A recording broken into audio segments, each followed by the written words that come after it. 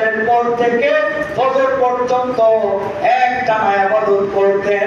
তিনি 1000 মাস পর্যন্ত এই ইবাদত বন্দেগী করেছেন, অর্থাৎ 83 বছর 4 মাস তিনি এই ইবাদত বন্দেগী করেছেন একটানা। তিনার ইবাদত কোনোদিন ক্ষান্ত দেয় নাই, মানে তিনার ইবাদতটা কোনোদিন নষ্ট করে নাই, একাদারসে তিনি ইবাদত করেন।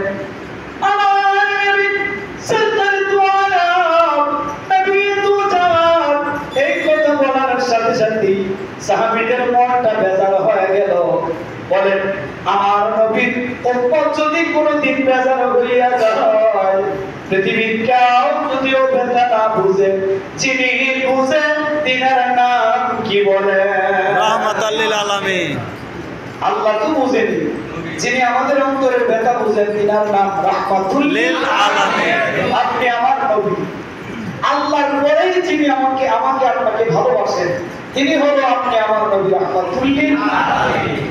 সাহাবীরা মন বেজার করে দিলেন, আমার নবী মন বেজারটা দেখে ফেললেন, আমার নবীজির মন মুবারকটা বেজার করে দিলেন, চেহারা মুবারকটা মলিন করে দিলেন। আমার আল্লাহ ডাক দিয়ে কয়, হাবিব আপনি রাসূলের চেহারা মুবারকটা মলিন দেখা যায়, আপনি জানেন আপনার যদি চেহারা মুবারকটা একবার মলিন হইয়া যায়, আমি আল্লাহর জাতের কসম, আমি আল্লাহর কুদরতি অন্তরে ভালো লাগে না। সুবহানাল্লাহ।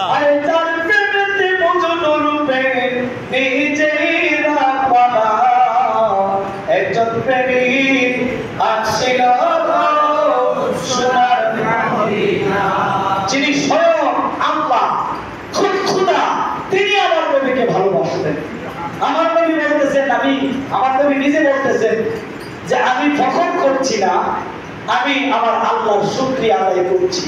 ইব্রাহিম খলিল আল্লাহকে বন্ধু বানাইছে, মুসা নবী আল্লাহকে বন্ধু বানাইছে, আদম সফিউল্লাহ থেকে ঈসা রুহুল্লাহ পর্যন্ত সমস্ত নবীরা আল্লাহকে খুশি করেছেন। আর স্বয়ং আল্লাহ আমি মুহাম্মদ সরকারে দু আলম সাল্লাল্লাহু আলাইহি ওয়াসাল্লামকে খুশি করেছেন। সুবহানাল্লাহ। আস্তে বলো সুবহানাল্লাহ। এতে কি আল্লাহর শান খাটো হয়? না। কেন খাটো হবে? কেন? আমার ছেলেটাকে যদি কেউ আদর করেন মুসল্লিরা, আমার কি সমান লাগবে? না। আমি তো এমনি আপনাদের উপরে সন্তুষ্ট, কারণ আপনি আমার ছেলেটাকে মহব্বত করছেন। কেউ যদি আমার ছেলেটাকে 100 টাকা দেন, আমি যদি দেখি, আপনি কি আমার কাছ থেকে দোয়া চাই দিব? আমার মন থেকে আপনার জন্য এমনি দোয়া। কেন? এই ছেলেটাকে আপনি মহব্বত করছেন, এটা তো আমার। তো আমার নবী রাহমাতুল লিল আলামিন, তিনি আল্লাহর প্রিয় মেহবুব। কেউ যদি নবীর গুণ কীর্তন করে, মূলত আল্লাহ তার প্রতি বেশি খুশি হয়। আসতে বলেন। আমার নবী মনটা খারাপ করে বসে আছেন, বেজার করে বসে আছেন, মুখ মুবারকটা, চেহারা মুবারকটা মলিন হয়ে গেছে। আমার আল্লাহ ডাক দেয়া কয়, হাবিব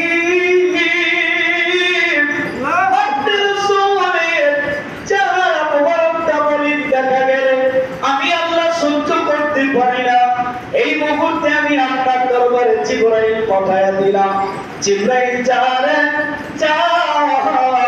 আমার বন্ধুকে সান্ত্বনা দিয়ে দেন, আমার বন্ধুকে যাইয়া বল, ইন্না আনজালনাহু ফি লাইলাতিল কদর, ওয়া মা আদরাকা মা লাইলাতুল কদর। এই লাইলাতুল কদর এইটা কি আপনি জানেন? আবার আল্লাহ বলতেছেন নবীর শান্ত মন যখন খারাপ থাকে, এটার ব্যাখ্যা আসছে আর কি। আমার নবীকে আল্লাহ প্রশ্ন করতেছে, ওমা আদরাকা মা লাইলাতুল কদর। মন যদি খারাপ থাকে, প্রিয় মানুষ অথবা প্রিয় ব্যক্তি অথবা প্রিয়জন যদি জিজ্ঞাসা করে ভাত খাইছেন, দেখবেন মন খারাপের সময় কিন্তু কোনো কিছু বলে না। তা আমার নবীর যে মন খারাপ আল্লাহ তো জানেন, আমার নবী আর কিছু বলতেছেন না। নবীকে খুশি করার জন্য আমার আল্লাহ আবার বলতেছে কি? আমার আল্লাহ বলতেছে লাইলাতুল কদরি খায়রুম মিন আলফি শাহর। এই রাতটা